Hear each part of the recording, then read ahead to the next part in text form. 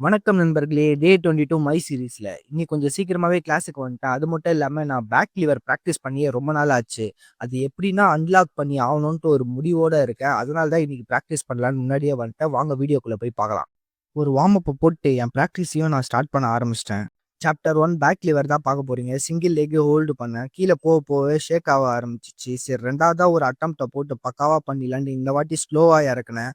அதுக்கேத்தாமயும் பக்காவா போக ஆரம்பிச்சுச்சு. எனக்கும் பார்க்க ஓகேவா இருந்தது. சரி 3வதா ஒரு அட்டெம்ப்ட் போடலான்னு போட்டேன். அப்ப பார்க்குறப்ப தான் தும்பி ஏதோ பறக்குற மாரி இருந்தது. சரி அத்தோடயே இத அப்படியே டிராப் பண்ணிட்டேன்.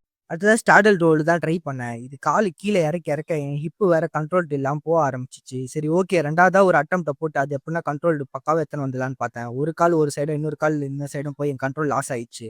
சரி 3வதா ஒரு அட்டெம்ப்ட்ட போட்டு இந்த வாட்டி பக்காவா பண்ணிடலான்ட்டு பண்ண ஆரம்பிச்சேன். இந்த வாட்டி பொறுமையாவே இறக்க ஆரம்பிச்சேன். ஓரளவுக்கு ஓகேன்ற மாரி இருந்தது.